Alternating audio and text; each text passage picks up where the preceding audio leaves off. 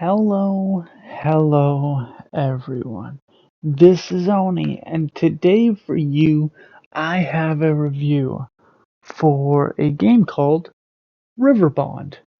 This is a voxel style beat 'em up, developed by Coco Cucumber, and it was released on PC and consoles in June 2019. As usual, if you're gonna watch a review, it'll just be random footage. This time from when I actually started the game for the very first time.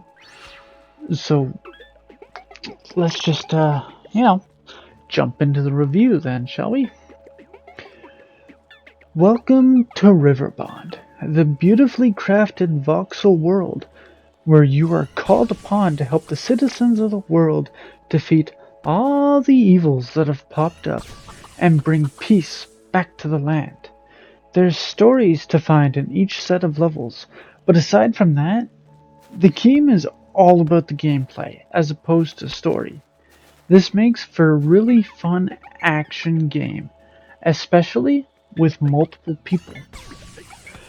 When you start the game, you get to pick your level in a Mega Man-like level select. You can sort of go in sequential order, but each level gets more and more difficult. Though with the way the game is set up, this poses no issues at all. During each level, you go from map to map, each one having their own objective that need to be cleared. These include killing all the enemies, or rescuing animals or citizens, or even destroying specific objects. I mean, there's a bit more variety than that, but it all boils down to those three basic things. As you work your way through each set of levels, you end up finding chests that give you one of 6 weapon archetypes. These end up being swords, maces, spears, guns, dual-handed weapons, or hands to slap people with. I laughed hard when I got a Canadian maple leaf to slap people with. If you don't get weapons, you instead get skins for your characters. So as you get to every new objective area in each level, you get to change your skin. I was always swapping out to be a different person. 1 second, I was a lemon. Then I was a burger. Then I was a taco. Then I decided to play Shovel Knight. There were so many skins to unlock, so you're bound to find one that you love.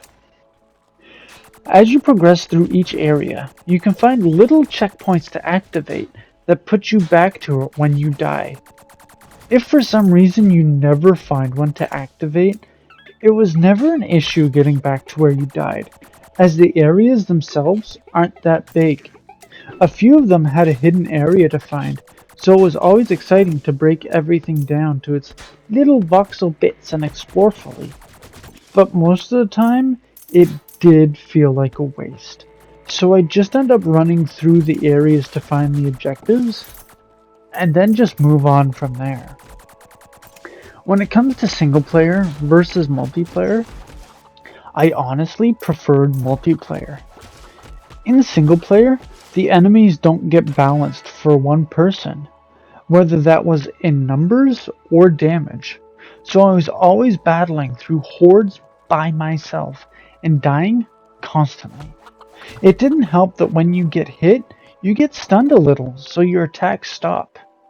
When you die, the enemies don't get their health back at least, so it wasn't really an issue if jumping right back into the fray, and that includes boss fights. So it was just a matter of whittling away their health as I respawned constantly. In multiplayer, you can have up to 3 other people with you as you run through the areas destroying everything in sight and just pummeling the enemies. It was a laugh, and I had so much fun during the 2 levels that I played in couch co-op. The one thing this game severely lacks is online co-op. As an adult, it's just so hard to get people together for couch co-op only. And if it had online multiplayer, I could have easily done it all in multiplayer. I believe in couch play, And if you have online multiplayer, you should have local multiplayer. But it should also go the other way, especially with games like this. As a co-op game, Riverbond is an absolute delight that I cannot recommend enough. But because I played 3/4 of it in single player, I lost a lot of what makes the game fun. Not to say it's not a relaxing time, but I cannot recommend it in solo. If I played it all with someone else, it would probably even have a higher score. So just be warned about that. And that's why I'm giving Riverbond a 6 out of 10.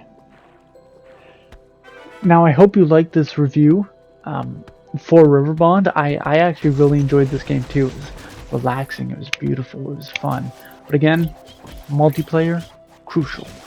But if you'd like to read the written article, or follow me on Twitter and keep up with everything I do, or join the Node Gamers Discord channel and talk to me about this review or other reviews or games or whatever, feel free to join.